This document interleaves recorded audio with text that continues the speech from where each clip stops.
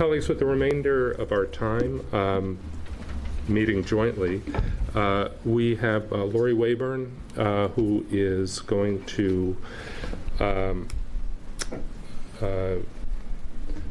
walk us through a presentation on forest offsets. Oh, and yeah, Rep Helm is going to sort of tee this up. Laurie, welcome, and thank you for making time to bring this information forward to us. Colleagues, this presentation is a result of a conversation that Laurie and I had, I don't know, a month and a half ago about the work that she does implementing an offset program. And so, and it's been going on for a while. And so there's a track record there, and there's good interaction with the offset markets, and some results that she can share that impact Oregon and impact the local economy. So thank you for taking that conversation and putting together the type of information that we talked about, and I appreciate you being here. Thank you very much, and thank you, Chair Dembro, Chair Helm, Vice Chair Power, and Vice Chair Olson, for the opportunity to be here. This is a very important hearing.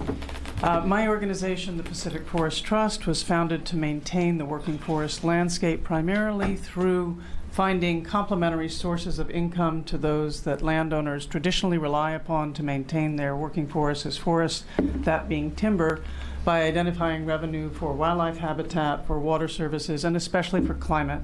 We've been involved in forests and climate for about 25 years, and we're involved in the policy development in the state of California, including forests within the climate policy through the offset program and as a sector.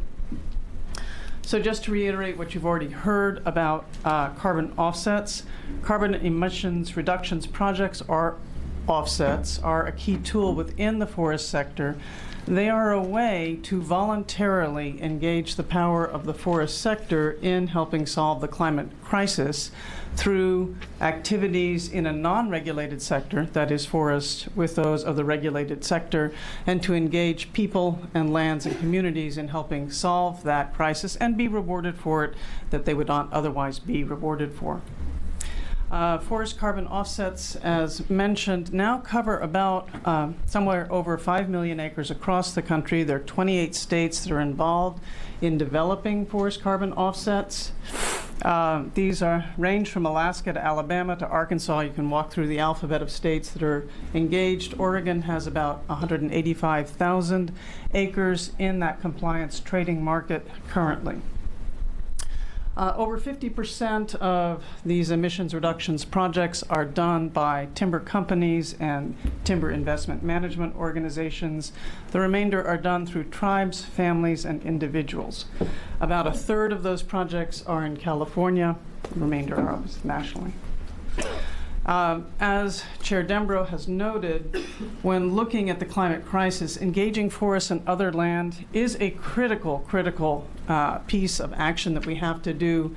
When you look at climate projections, the so-called safe line, the green line, the only way we will get to that is by working with forests and other lands. So, simply speaking, a carbon offset allows somebody within or an entity within the regulated community to meet their obligations through trading with an entity outside the regulated area, in this case through forests. And the forest carbon project involves either increased sequestration, decreased emissions, or combinations of both. And I'd want to note that the vast majority of these are through managed forests. The three kinds of projects that there are under the existence compliance trading systems are those that reduce emissions by avoided conversion, those that restore higher levels of carbon to forests through improved forest management, and those that do reforestation of lands that have been out of forest but are naturally forest for a period of time. The key characteristics of an offset project, and these are actually identified in the legislation as it stands now, is that they are additional to what would happen otherwise. You know, we don't pay people to stop at the stop sign. They have to do that. We pay them for when they're really good drivers in the form of a subsidy. They must be real, measurable, and standardized, so it's not a matter of my opinion versus somebody else's opinion about what makes for additionality and what's good measurement. They are verifiable by an accredited third party. They are permanent, defined as 100 years, so that a ton taken out of the atmosphere is out of the atmosphere for 100 years. And they are enforceable, that they have a legally binding contract and you have the rule of law behind you. I want to take a minute to talk about this issue of permanence. Forests, unlike other sectors, has the remarkable ability to reabsorb emissions. But when a ton of CO2 is emitted as a pollutant, it stays in the atmosphere for thousands of years. When you look at this and you recognize that we are looking at reduction within 60 years of 50% of it, you have to tail on out another 1,000 to, in fact, 10,000 years to reabsorb the whole of the ton. So if you're going to have a trading system that allows for a ton of pollution to go out, you want to have some reliance that the ton that you're pulling in is going to stay there for the long term. And I realize that I have not been using the clicker. I apologize. There we go. You've been very articulate. The second one, projects, bending the curve, what a carbon offset is, 3 kinds of projects, and these characteristics. I do apologize with that. And this is the graphing on the lifetime of a ton of CO2 that is emitted and why it is important to take long-term action there. So one of the aspects of offsets is having this real, measurable, verifiable, and standardized approach. While that can sound daunting, it is also relatively straightforward if you are in the forest industry in any way, shape, or form. It really is a matter of the number of acres that are involved, the volume on those acres that is growing and that is removed, and the resilience of those over time. One of the characteristics of the offset program that is the compliance offset program out of California that it requires working with forests that naturally occur in those areas. So rather than being focused on plantations, for example, some of you may have heard of a species called Lucania out of Southeast Asia. It grows very, very fast, but it doesn't grow here. It is not resilient. It will not do as well as the species that we have here. And Oregon is, of course, world famous for the productivity of its forests. The accounting system is really based on what are the store and emissions areas of forests. So when you harvest a forest, roughly 1/3 goes into a product, roughly 1/3 is emitted in the short term, and roughly 1/3 decays slowly over time, some into the soils and some into the atmosphere. Within these accounting protocols, obviously product stores are counted, so the 1/3 that gets transferred into products is accounted for, and the remainder accounting is done on the livestock in the forests.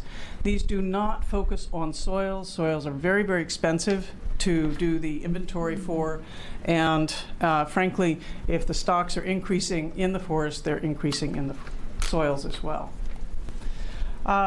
So let me talk about the 3 kinds of offset projects there are. Improved forest management, or IFM, is far and away the largest category of these projects.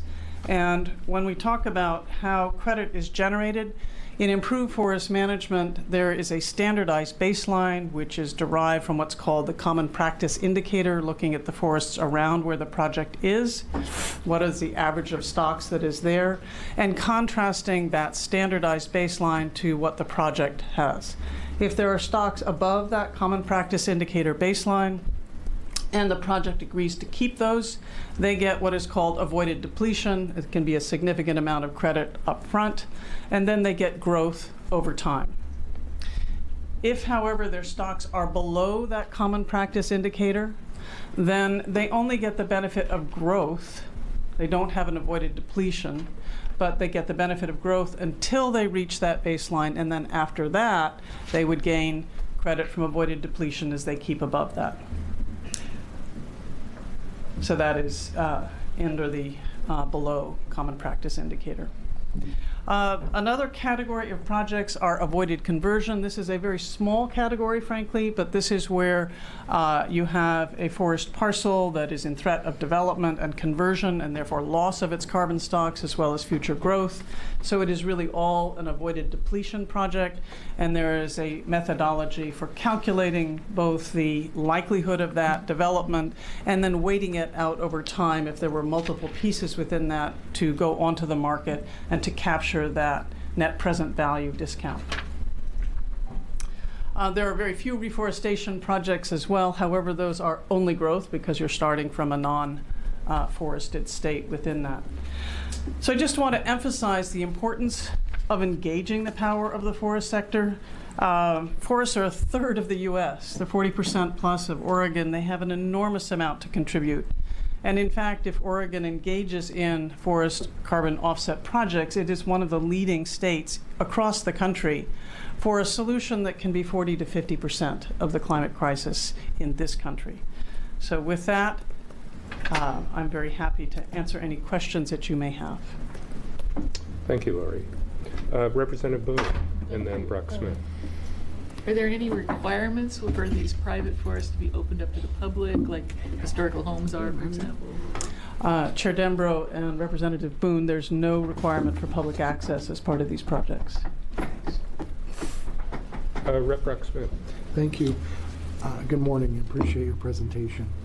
Can you go back to the 30-30-30 slide, basically the percentage slide?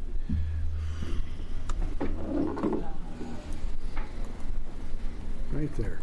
And so we know that roughly 1 cubic meter of wood stores about nearly a metric ton of carbon, right?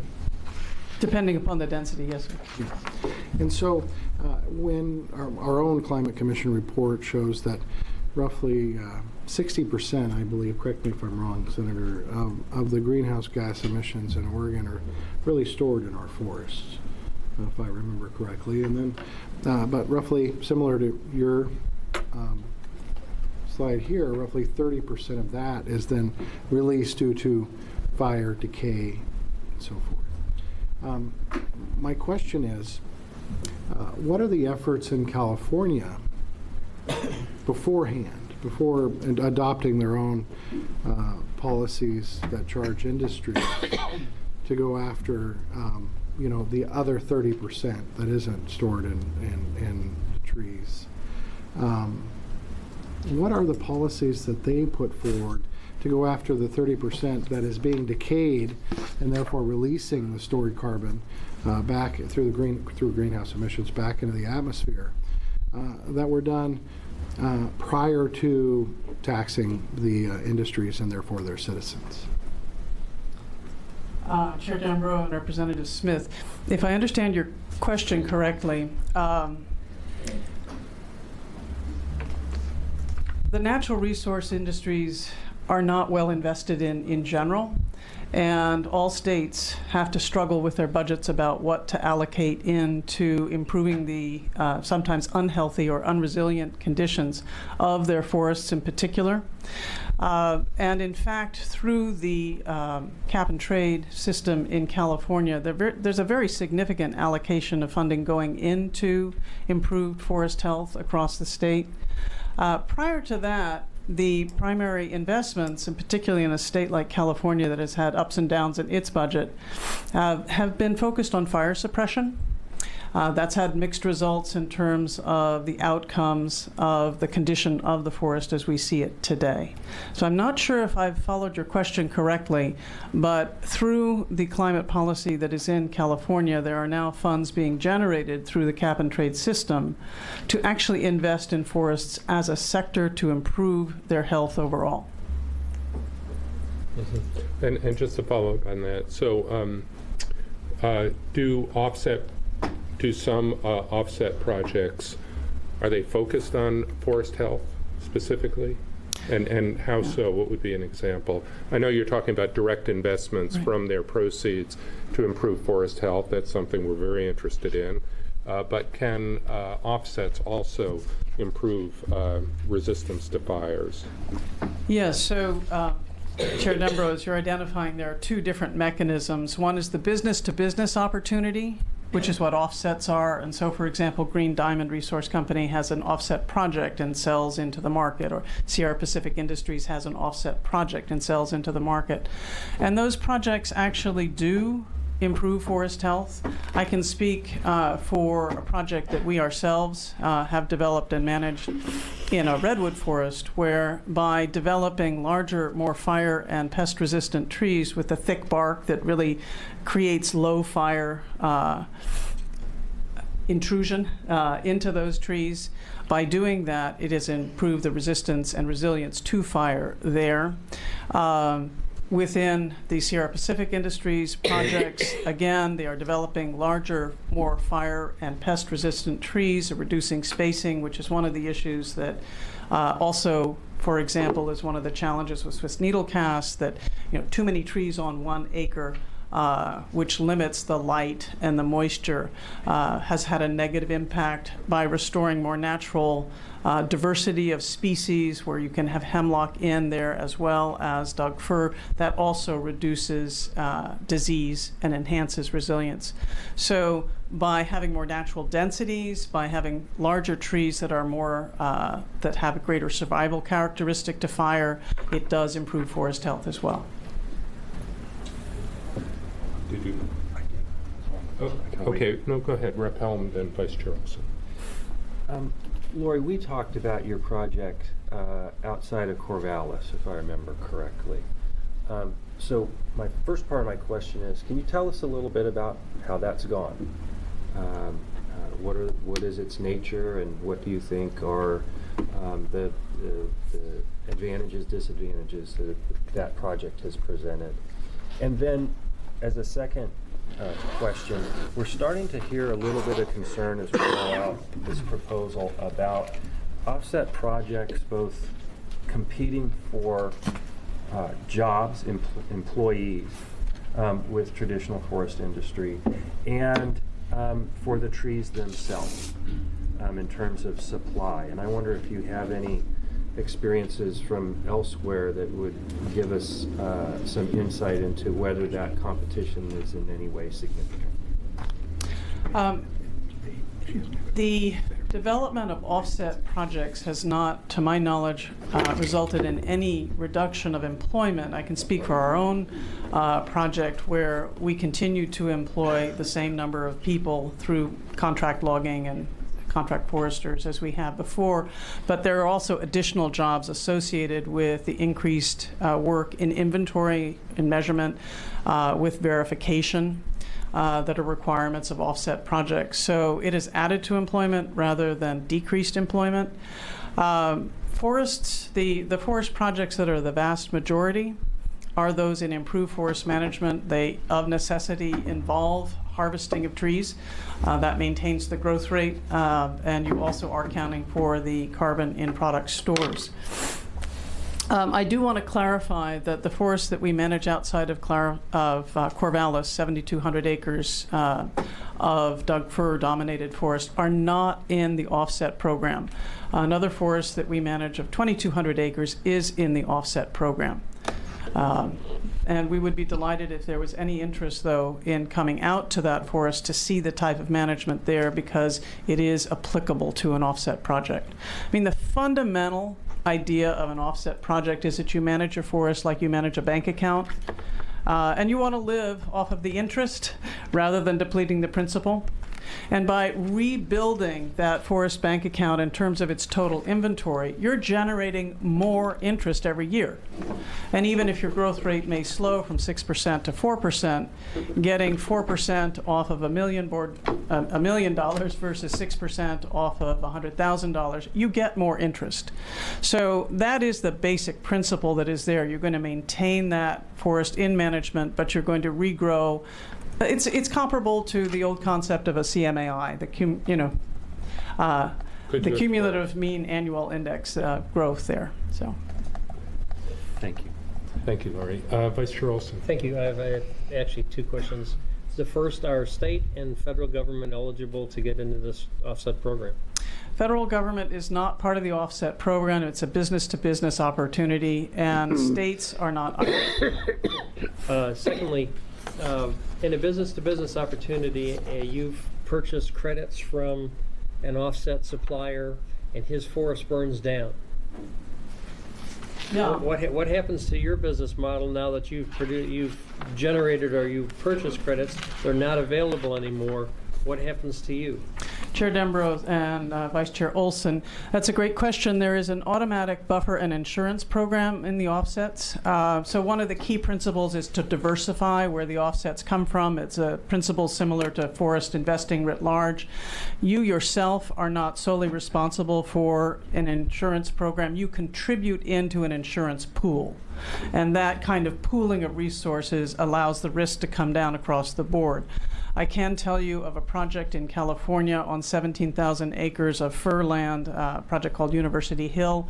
They had gone through the project process. They had registered. They were verified. They sold their offsets. And 1 week later, there was a devastating fire that moved through. They were covered. They had their insurance. So everybody who participates in the program also participates in that insurance and buffer pool, anticipating that such things can happen. I'll follow up to that, though. But the question is, once this person is in that credit market and he requires those credits to keep his business going, to keep it established, that credit is not available anymore. What's his? The insurance pays back what I assume he invested. But where does he go from there to get more credits? So, Chair Dembro Because and it Vice seems to Chair me Olson. that this is a very nebulous process. As long as nothing happens, everything is wonderful. Until a catastrophe happens and 17,000 acres burns up, this person needs these credits to stay in business. They have to go elsewhere. Chair Dembro and Vice Chair Olson, if I understand your question correctly, and I think this is also a great question to ask participants in the program, such as Sierra Pacific Industries or Green Diamond, because they have looked at these risks. They already have risk of a forest fire on their lands, and it's part of their business planning. So by having a carbon project, it does not change that one way or the other. The same insurance type of approach that they have to insuring their forests for fire relative to timber, they have a comparable program, except that that program has a much more diversified pool behind it for insurance covering their losses and making them whole relative to, they don't have to pay back for the credits that have been bought. Senator Robert. I just want to make one little correction, because I don't want to generalize.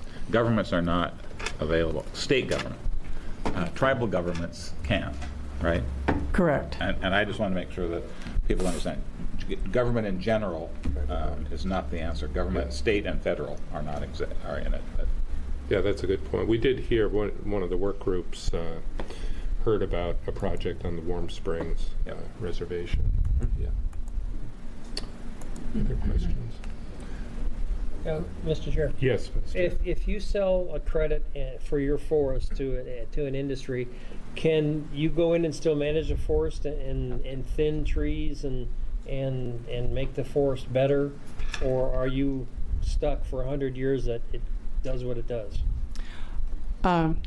Chair Dembro and Vice Chair Olson, absolutely. So I'll give you the example of the project that we developed and manage. Last year we harvested 1.47 million board foot of timber, and we also sold 25,000 tons of CO2 emissions reductions. So we harvest every year, and in fact harvesting is a part of how you project what you're doing going forward with an improved forest management project. So you're complementing your timber receipts with carbon receipts. And I can also speak from experience of when stumpage has been down, the carbon prices have paid six-figure checks complementing our income, so that not only did we have some timber income, although it was down, we also had a consistent stream of carbon income. So the two go hand in hand. They are not one or the other. Follow up to that? Yes. So when you cut trees down, then you lose that sequestration ability of that tree. How do you account for that in what you have left standing? Because what you have left standing is not going to offset what you just cut. The measure, Chair Dembro and Vice Chair Olson, there is a standardized inventory procedure, and it's just like others in the forest industry who do a standardized inventory of their standing trees. It is not a tree-by-tree approach. It is an across-the-forest approach. So you're not looking at any individual tree. You're looking at your overall stocks. There is growth, there is depletion, but on the whole, there is an arc of increasing volume per stand. And one simple way of looking at that and recognizing it is that if you are harvesting slightly less than growth, so if you are growing your forest at 5% and you are harvesting at 4%, you've left 1% still there. So that is increasing the base stocking of the forest. And your measurements are done in comparison to that standardized baseline. Do you mind if I go back to that slide? So you have a standardized baseline against which you measure your forest. So it is, if you will, it's a counterfactual, which is what's happening around you on a regular basis, and are you managing differently from that? So yes, you will continue to harvest, but on the whole, your stocks will increase. Does that clarify it? Could you explain how you would quantify your growth rate at 5%? Do you measure the tree and see if it's getting fatter? There is a standardized inventory protocol as part of the offset system that is under the Air Resources Board in California. So I'd be very happy to provide the link to that standardized inventory protocol. Thank you. Great. And by the way, I don't think Maureen really went into this, but one of the elements of the bill you'll notice is in the section on offsets is we will be convening an offset protocol advisory committee with scientists and foresters and dairy and people who are kind of expert in these areas to make sure that our protocols really make sense. Senator Bertschiger, I'll give you the last question. Thank you very much. Ms. Rayburn, you seem to be extremely knowledgeable in this area. It's kind of a very interesting program. I look forward into some more conversations about this particular part. I just hope you're getting more than 4% in Western Oregon off your stand growth. Chair Dembro and Senator Bertschiger, just the state overall. Okay, Laurie, thank you very much for coming. It's very informative.